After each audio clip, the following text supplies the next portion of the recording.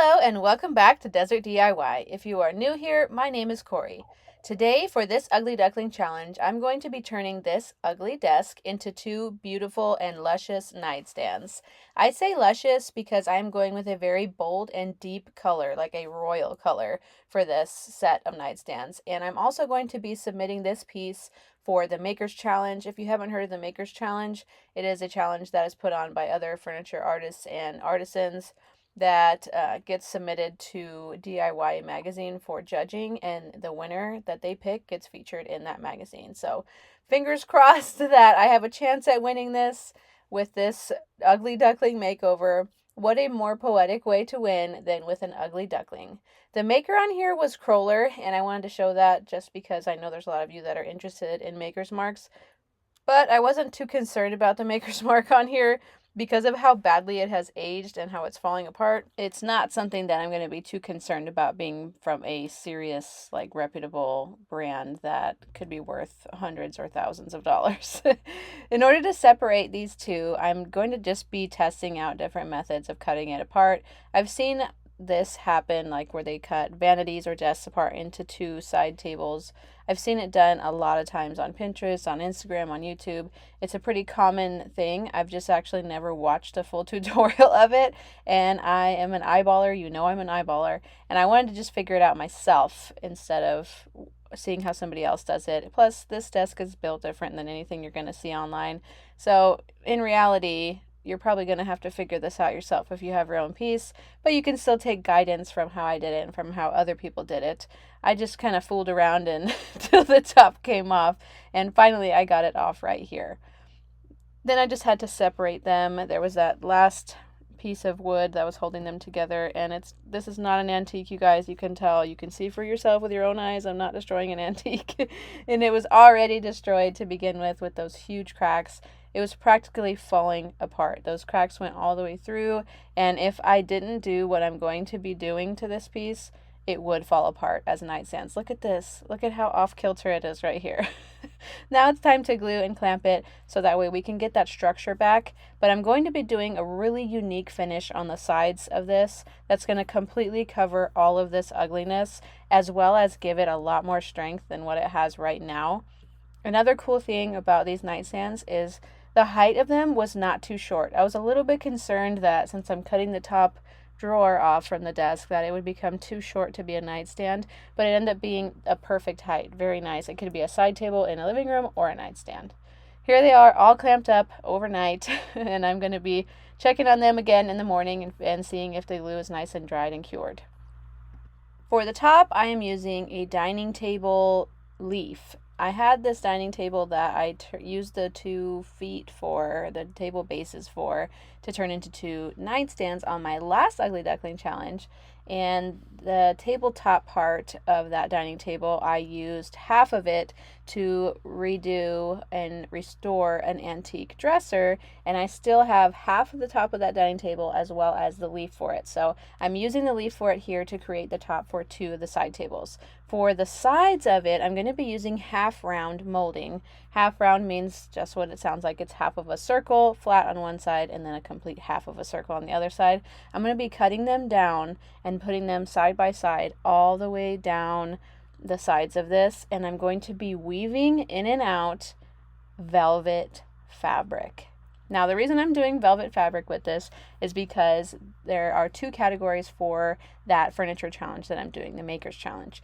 First category is a bold pop of color, and I did a bold pop of color piece, and I'll show that later. But this one is going to be the category for the softer side, and they recommended or suggested velvet. So I wanted to go all in and use velvet, but of course, not just any velvet. It's going to be a very vibrant, beautiful, and royal type color. Here you see me doing all of the wood filler on the pieces that were cut or janky, or filling in the holes here since I didn't know what kind of handles I was going to put on this.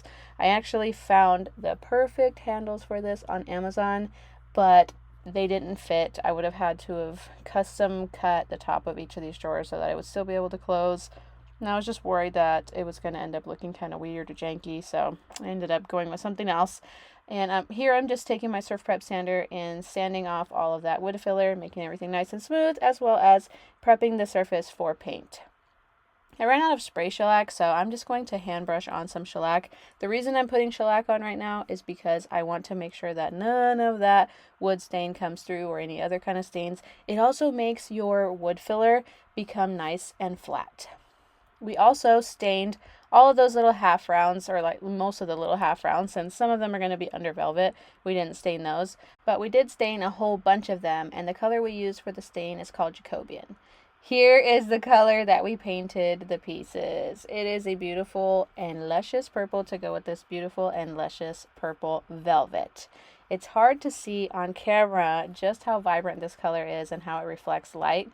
And I'm hoping that in the end pictures, you'll get to see exactly how beautiful it is. Of course, there's my little helper there.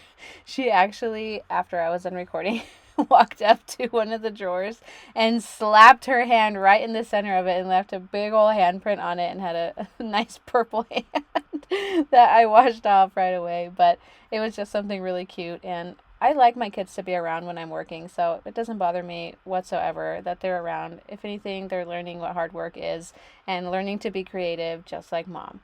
I wasn't really liking how that color was turning out. It seemed like a little bit too light. I liked the tone of it, but it was just too light to go with the color of the fabric. So I took some black chalk paint and I added some black paint in there to try and darken it up a bit. I was just eyeballing like I always do, and I put in a little bit at a time. And this is something that I want to show you guys, because just because the color paint you got was not perfect doesn't mean you can't still use that paint and save that money instead of going out and getting another sample. Just darken it or lighten it or add a different color tone to it, and you can make the color that you already bought and spent money on be perfect in the end without having to go drive up to the store and get another one and waste all that money and gas.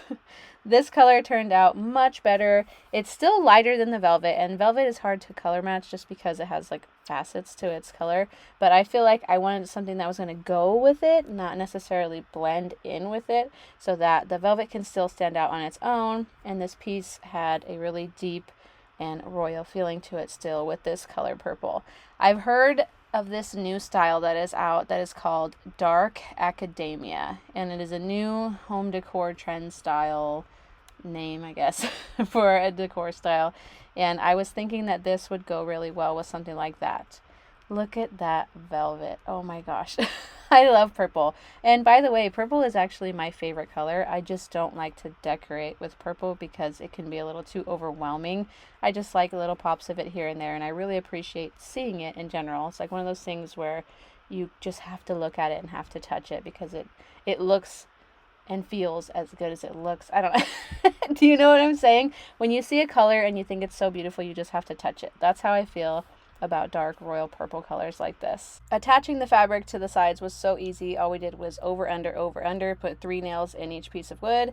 And then on the very last piece here, we just wrapped it underneath, so that way you wouldn't see the end of the fabric, and it looks like it's just never ending. Underneath the actual table itself, I pulled it up tight and stapled it just so that way it had a nice finished look from the outside.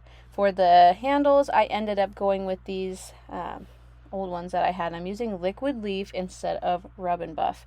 I don't remember where I got these. I'm sure they were on some other piece of furniture that I did a long time ago, but I'm gonna try out this liquid leaf. I've never used it before until this project, and you guys know I use rub and buff all the time, but this is pretty much a liquid version of rub and buff. I got it from Hobby Lobby. I think it was like $7 or $8. Definitely no more than like $12. I'll try and find it on Amazon too. But when you apply it, you want to over wet the area while you're applying it and just let it kind of ooze around, and then pick off any or wipe off any drips with your paintbrush. It turned out gorgeous. It is a little bit of a coppery gold color though, so I'm not sure how I feel about using that color on other things. I'll just have to see how it looks with other colors, but as far as the finish goes, I prefer this over rub and buff. Definitely. It's very beautiful. Here they are, all done. I can't believe how they turned out. This is one of those things where you have this vision in your head and you think, oh, I think this would look really cool, and you don't really know how it's going to look until you see it for yourself and create it with your own hands. And these turned out even better than I had pictured in my mind. Every time I look at them, my eyes water a little bit because they're just so beautiful. Oh my gosh, like a little tear falls down my cheek looking at the beauty of these two side tables. And I'm so excited to see what everybody else did on the Ugly Duckling Challenge this time. And don't forget to go check out everybody else's videos. I'll have the playlist in my description box down below.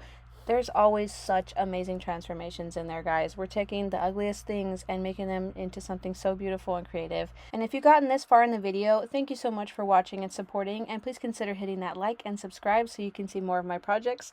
Wish me luck on winning that contest for the Makers Challenge. See you next time. Bye!